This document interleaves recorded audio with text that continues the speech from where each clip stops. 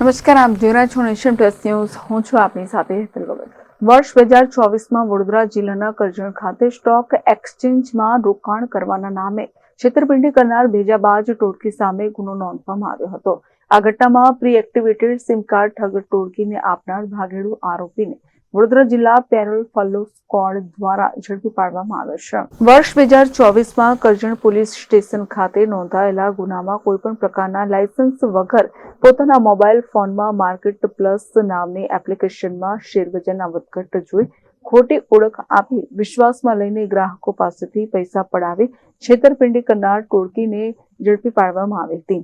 આ ટોળકીએ મહેસાણાના વિજાપુરમાં રહેતા મોહિનુદ્દીન સૈયદ પાસેથી પ્રી એક્ટિવેટેડ સિમ કાર્ડ ખરીદ્યા હોવાનું સામે આવતા પોલીસે તેની શોધખોળ શરૂ કરી હતી.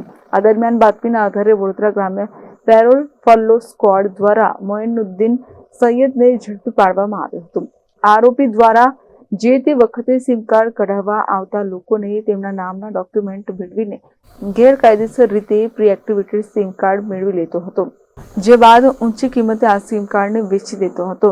છેલ્લા 6 માસથી પોલીસની નજરથી ચોરી છુપાઈને રહેતો હોવાનું સામે આવ્યું હતું, જ્યારે આખરે વડોદરા ગ્રામ્ય પોલીસે તેને ઝડપી પાડ્યો છે. Bureau report, nation plus news, Vadodara.